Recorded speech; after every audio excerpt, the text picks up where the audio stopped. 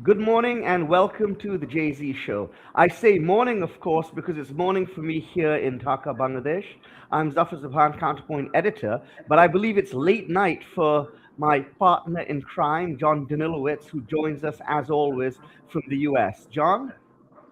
Yeah, hi Zafar and hi Rubaiyat. Yes, it's evening here, Sunday evening, February 1st. I'm in Alexandria, Virginia, and it's great to connect. Okay, tell us a little bit about the picture behind you. Yeah, so I realized by posting this picture or by having this picture, I opened myself up for all kinds of memes. But tomorrow in the US is Groundhog Day, February 2nd. So for those who don't know, it's very important for us to know tomorrow whether we're going to have additional weeks of winter or we'll get an early spring. And after the past few days of snow on the East Coast, I think we're all hoping that Puxatawny Phil does not see his shadow and we have an early spring.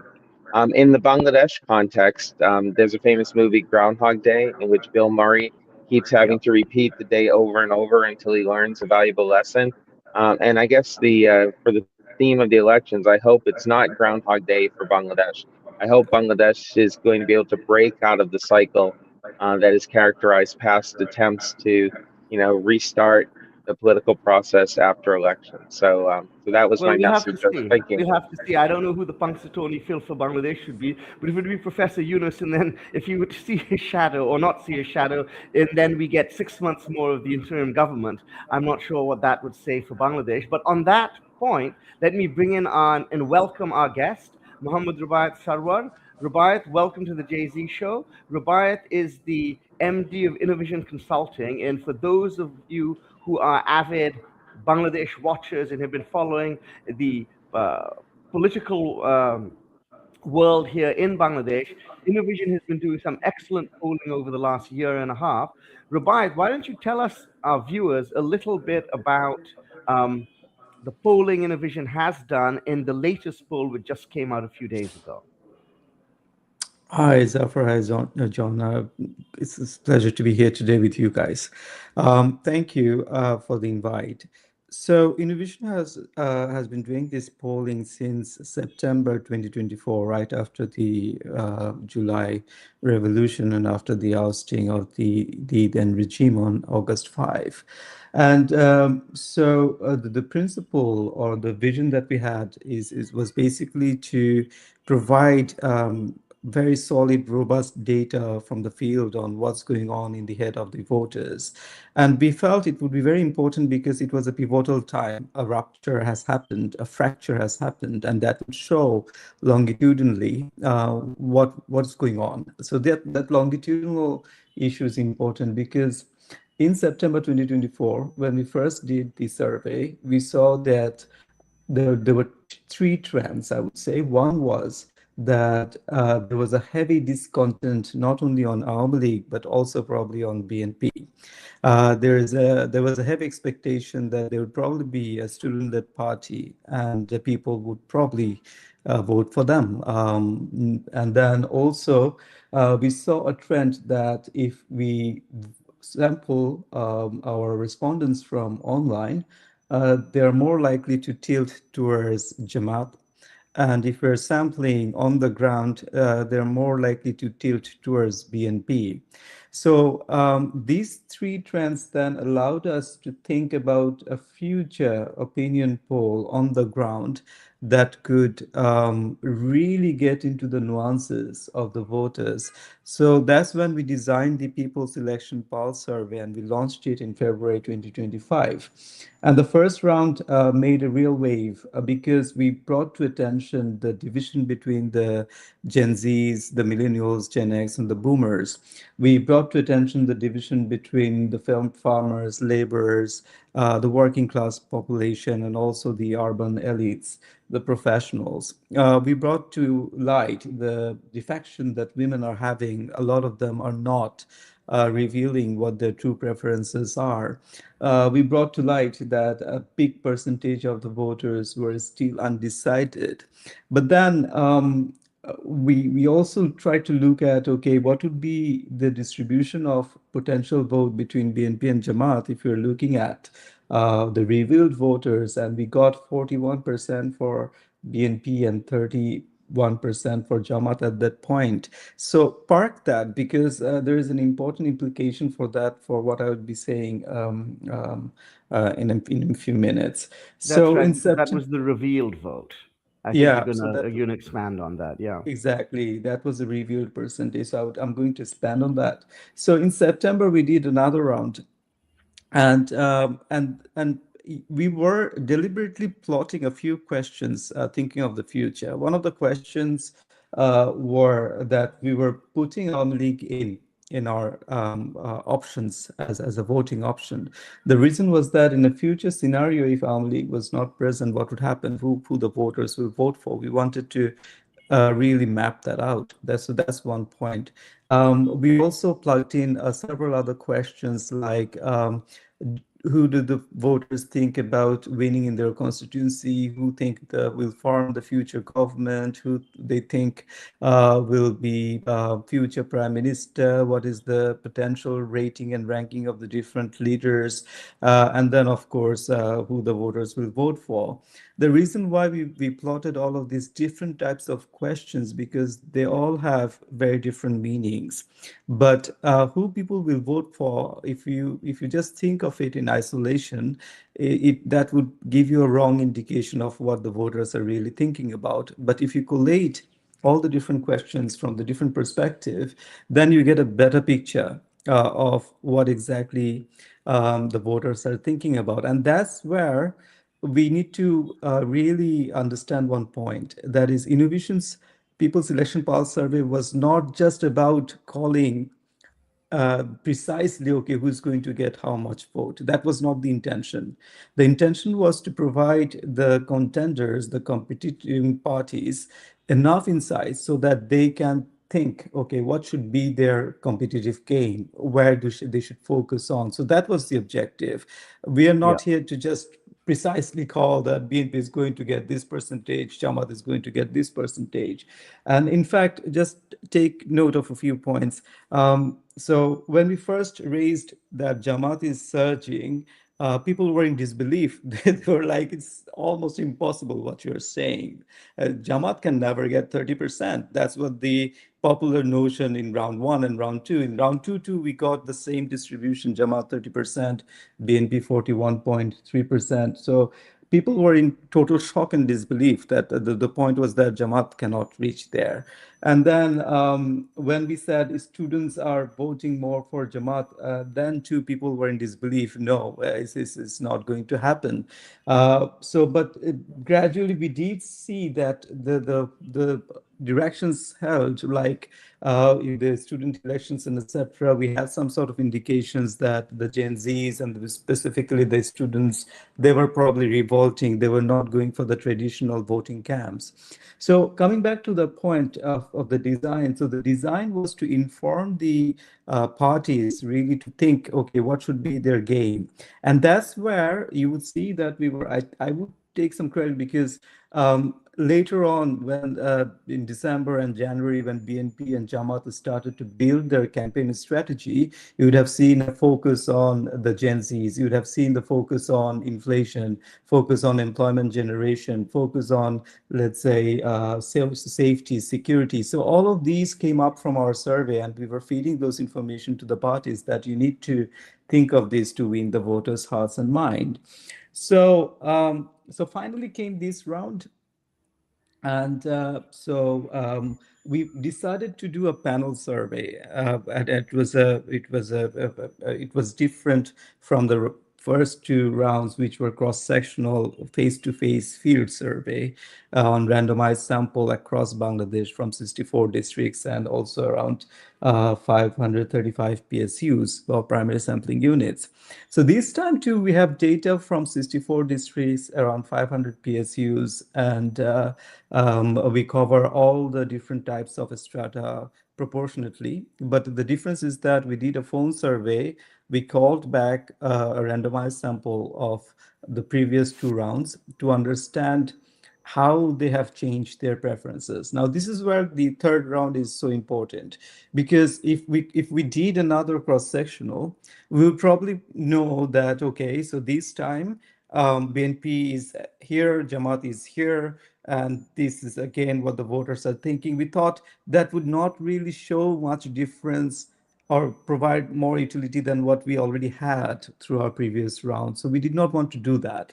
We wanted to, by doing a panel survey, we could literally figure out, okay, so if voter A was saying this before, what is he or she saying now?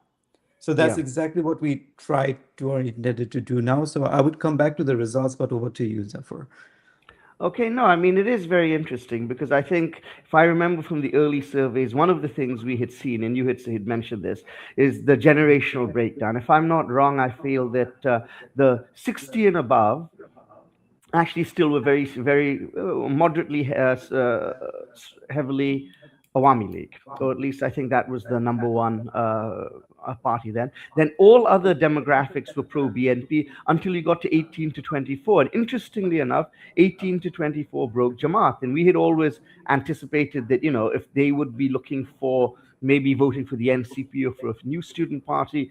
And the fact that they weren't showed that Jamaat was really picking up this change vote, this young vote. And then, of course, there's a thought, well, this was before the party had been formed. Once the party's been formed, maybe they'll see a bump there. But I think that finding has remained fairly consistent, fairly robust. So these are very interesting. And of course, because you have this, I don't know if the term, I'm not a pollster like you, especially it's a longitudinal survey, perhaps, you're asking the same people this time as you were before. You really get very rich information. And I think especially important was trying to figure out where the people who were saying, well, I'm undecided or didn't want to answer, which way are they breaking? Specifically, which way are people who would otherwise have voted for Awami League breaking? Because one would imagine again that there's a fair amount of overlap between those two categories. John, if you want to come in for a second here, and then we'll send it back to Rubaiyat. No, sure. And again, thanks, Rubaiyath, for being here and for that explanation. You know, I'm reminded of the saying that the only poll that ultimately counts is that on election day, which is obviously the case. The voters get the final say. But that said, these surveys and this information is useful. Again, in my experience, Bangladeshi political parties like polls when they tell them what they want to hear. They commission polls that show how wonderful they're doing. But I think the real value of research and polling is to do what Rubaiyat suggested, which is the parties can use this information to plot their campaigns, to develop their policies and strategies. So I think overall, for the health of Bangladesh's democracy, I think the use of polls, surveys, other tools for research is critically important. And I think, again, the value of this with the Innovision poll or survey is that having 3 rounds of this, there's something to compare. You can compare apples to apples. Whereas, some of the other surveys or polls that have come forward, kind of one-offs, it's hard to figure out, where they're really coming from. So again, I want to salute Rubaiyat and Brain and Voice for Reform, the 3, organizations that work together on this. And I'm fascinated to hear some more insights from Rubaiyat, who knows, the data and the survey, inside and out better than anyone else. Yeah. Rubaiyat, over to you. Right. So coming to the third round, it really does tell us a few very important nuances. So we are now able to see the shift between decided, undecided, and previously unrevealed voters. So what we see that some of them who previously said decided, they have now become undecided, but a lot of them who previously said they were undecided have become decided. And then also we can see now how the Amalik voters are thinking about. We also see a shift from Jamaat's vote to BNP's vote, like people who said they will be voting for Jamaat are now saying they will be voting for BNP, and vice versa. People who said they will be voting for That's BNP now interesting. saying they'll be voting for Jamaat. So now, if I precisely cite the data, so among the decided voters, So we get around this time 52% who said they will be voting, or they would prefer to vote for BNP, and then another 31% saying they would prefer to vote for Jamaat. Now, we were very interested on this data. So we wanted to look into, okay, where are these votes for BNP and Jamaat coming from? So what we saw is that BNP was getting a lot of the votes from the previously undecided and unrevealed voting class. Around 26.6% of the 52.8 came from that, which is almost like half. So, but for Jamaat, it was around half of what BNP was getting from the previously undecided and revealed. Now, that's very telling to us. I don't know in the grand scheme, in the national scheme, how that will sustain. But for now, it's a very important thing to think about, that those who previously said they would not vote, they are saying this. Now, we then tried to also understand, okay, so what about the Awam League votes? So now those who previously said they will be voting for Awam League, and among them around, I guess I have to look at the data, but around half of them said they would not go for, they're not decided, or probably they would not vote. They're saying they're not decided. But around 39% have said BNP, and then around 14% have said Jamaat. So it appears to be that BNP for now was getting a lot of the league vote shares. So that's also important. So clearly those two were making a big change. And then comes the NCP vote share. So this is something that we even saw before. And Jyoti Rahman and we did a show right after Jamaat and NCP declared their coalition. And our hypothesis was that if they have thought that Jamaat and NCP votes will add up to create a coalition vote, we don't think that's right. And the reason we said that's not right is because I may have decided to vote for NCP because of certain ideological reasons, and the same for Jamaat. Now, if in my seat Jamaat is not present, that does not mean I'm probably going to vote for NCP, and vice versa. So we see that it's probably affecting NCP more than Jamaat in the national level, which means, let's say, in certain areas there were NCP votes, and then they're not going to Jamaat now. They're probably going to BNP. So BNP is also gaining from a portion of the previously held NCP votes. So and then too, some of the Jamaat votes were going to BNP, and in more proportion than what BNP votes were going to Jamaat. So we got very I would say, interested on this data. So we called back a portion of that sample again to see, are they really telling us the truth? And we did see that that is also holding. Those people, again, when we called, they were saying, yes, we'll be voting for BNP. So we do see that shift. Now, our question is then, therefore, looking at all of this data, I would cite two more data before I hand it over to you. One was when we asked who you think will be the future prime minister, they said around 47% said Tariq Rahman. So just think about it. If 52% are saying they will vote for BNP, 47% says Tariq Rahman, that gives us a very strong signal of a confused voter. The reason being, Tariq Rahman, if people were projecting that BNP will win in their constituency, around actually 51% are saying, projecting BNP to win in their constituency. So that would mean that they would project Tariq Rahman in a higher proportion. Even the Jamaat voters might also tend to project Tariq Rahman as the future prime minister, because even if I'm not voting for BNP, I believe BNP is going to win, so therefore he will get more vote as a potential prime minister. And this is on the full sample. Here you do not have the challenge of undecided, decided, revealed, right? So it's on the full sample. On the full sample, you're seeing it's coming down to 47%. That's a big message to us, because that then says the upper bound is probably for BNP's is lower than 52%, which is saying they will vote for BNP. And the same goes with Jamaat. In our sample, 22% said Shafiqur Rahman will be the future prime minister. And it's more likely that people will be projecting Jamaat to lose, and therefore they would think, okay, Shafiqur Rahman won't be. But that's not the case here. It's a drop of 9% from Jamaat's vote share, right? So what I'm seeing in between these two data is that a large percentage of our voters are really very confused at this stage. So that's why I was saying that do not look at the 52% or 31%.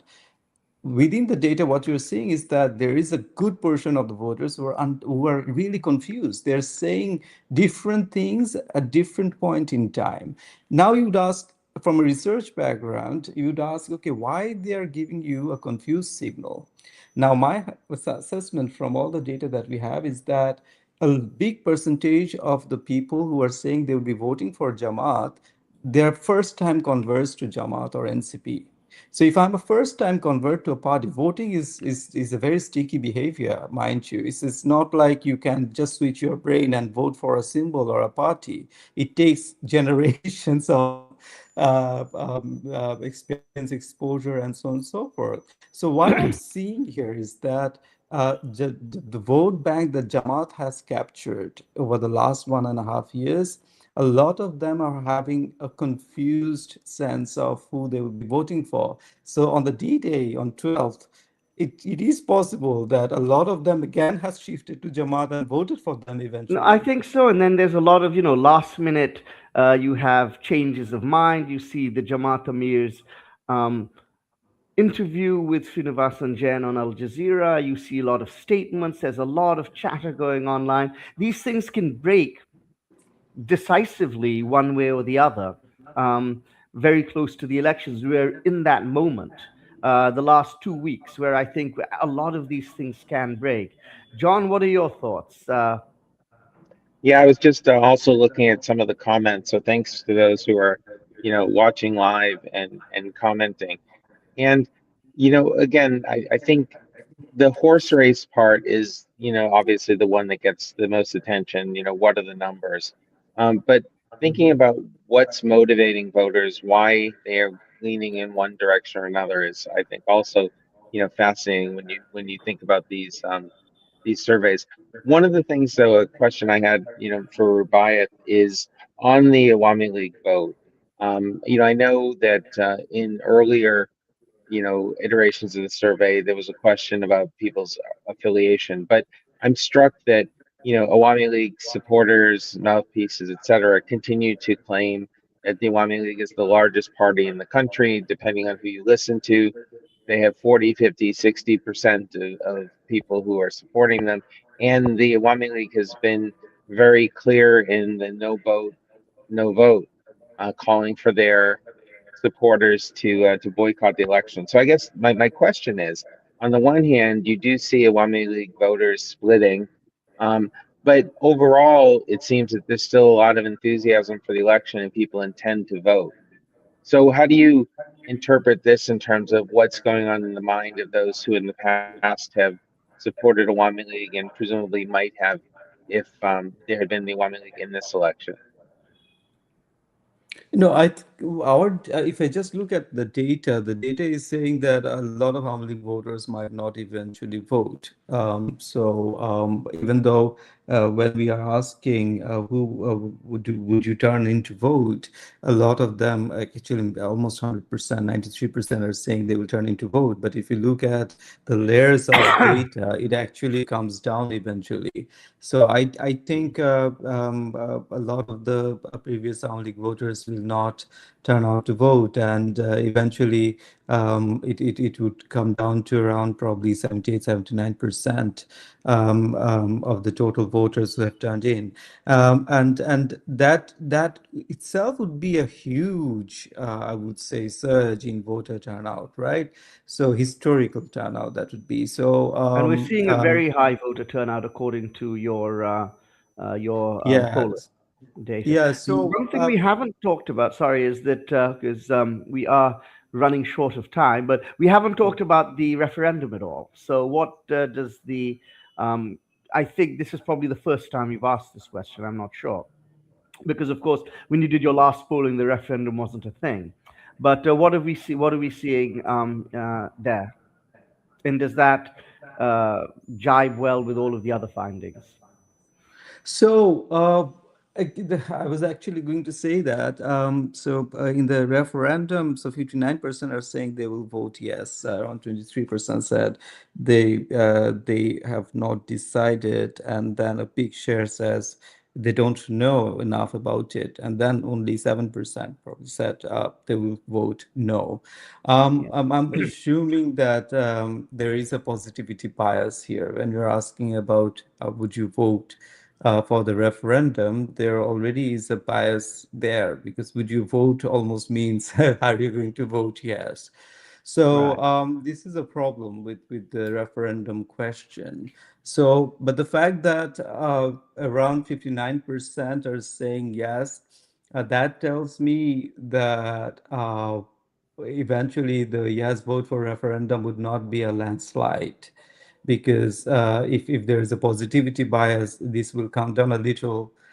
Some of the people saying 59% saying yes, and then also some of those who have said they don't know about much about it, they might not even vote yes for it. So so that's a big point. But what is telling within the data is that clearly those voters who have said they will be voting for Jamaat and CP alliance, a majority of them, 75% around, have said they will vote yes. And those who have said they'll vote for BNP alliance and those who are Arm League, it comes down to less than 50% for previously Arm League voters, and then around 55% for the BNP voters. So, so for that vote cam, it comes down. So it's clearly linked to Jamaat and NCP's vote cams. So eventually the distribution will come down to somewhere in between Jamaat, NCP, and BNP's vote share. Right. Right. So, as we come close to the end of the show, one of the things, of course, which is tricky to do, is that this is a national survey, and of course, at the end of the day, this is a parliamentary election. And so, extrapolating the data you have to and superimposing it on a parliamentary election is a little bit tricky. There's a lot of information you have because you've done your best, I think, to make it a geographically representative sample, but I think the sample sizes per constituency aren't large enough that you can make a statistically sound estimate as to how many seats, as to how that seat would necessarily go. And so there's a lot of extrapolation there. But based on what we've seen, and what our understanding is of how votes break in past elections, where do you think this leaves us in terms of seats in the upcoming election, or what's your best guess as far as that goes? And I'm going to finish this by asking all three of us to make predictions. You know, and so that's where we're going to end it up with the readers. But tell us in, first, in Wyatt. in public space, I've been avoiding my prediction because Okay, I all have a right. lot of data. So Okay, fair. I'm being aware of my influence. But let's say I do have a prediction. I don't. I can say for sure that eventually I don't think the margin that we're seeing between BNP and Jamaat will hold. I don't think Okay, so, because interesting. my data says it will definitely come down from that. So I have a speculation, and even without revealing specifically what my numbers are, I would say that the election would be competitive, even with a good distribution between Jamaat and BNP margin. So hypothetically, even if there is a 10% margin, or let's say 12% margin, then we are going to see around close to 100 seats for Jamaat and 180 seats close for BNP. That's hypothetically. But point is, let's say our data is showing a lot of concentration of the Jamaat votes. So I have a feeling that Jamaat will win competitively in a lot of seats, which means small win, small lose. So they would be losing with a small margin, they'll be winning with a small margin, a lot of the seats. And this And is mostly BNP the southwest and the north, perhaps, uh, in the of Jamaat. north, for sure, the Jamaat will be leading. In the southwest, they will be leading. Yeah, That those signals are fully there. Even yeah. there are certain other districts I don't want to reveal, but we do know that now Jamaat is doing very good, and we did not think of them doing so good in those districts. Okay. So now, so given all of that, I clearly have a feeling that the Jamaat will be winning a lot of the seats very marginally and losing a lot of the seats marginally. And BNP has some seats which are so hugely, let's say, tilting towards them that the national voting percentage would be significantly high for BNP because of that. But that does not essentially indicate that there probably will be a landslide. I don't buy Sure. that. Okay, interesting. John, your Yeah, prediction? just to add on that. So again, I would come down in a similar way in terms of, still the BNP is the favorite, not as much as they had probably thought they would be at the beginning of this process. So a closer election.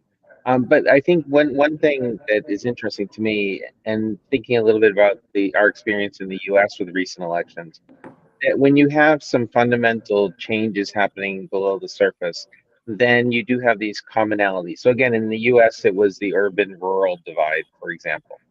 Um, but but one of the implications for this is that some of the individuals who are the big name candidates, who we're all speculating as well, who's going to be in the next cabinet, well, it could be an awkward situation for some leaders of political parties if they themselves lose their seats, not because necessarily they've done anything wrong. But there was a wave that was happening, whether it was in a geographic or a type of constituency, and they're on the wrong side of that. Sure. So again, I think there'll be a lot of analysis that will have to be done afterwards. And again, this issue of the generational divide is something I'm going to be watching, very closely. I think for me, the great thing about this election, of course, is we waited a long time for it. And the data is going to be so interesting because we haven't really had a good election since 2008. So I think a big part of this is it's really going to help us understand where this country is. A lot of what we're talking about here is fairly speculative. Of course, what Rubaiyath has done with polling puts a little bit of data there, but of course, there's still a lot of room for interpretation. And as you say, polling doesn't tell us the whole story. It gives us a little hint. It gives us an idea as to where we're going. I would say I can't say the same as the two of you because where's the fun in that? So I think BNP will get 200 seats, and so let me put that on record. And I'll take my lumps when the time comes, as in if and when that happens. But on that note, let me say thank you, Rubaiyath. It's been really great, fascinating to hear you speak. And I think, in fact, over the next few days, there's probably more information which Innovision can reveal based on your data, because there's a lot of interesting stuff which is just waiting to be mined. So thank you for taking this time, for being with us. Thank you, John. It's always a pleasure to share the stage with you. And thank you, all of those of you who have tuned in and will be tuning in the coming week. Thank you, Zafar and John.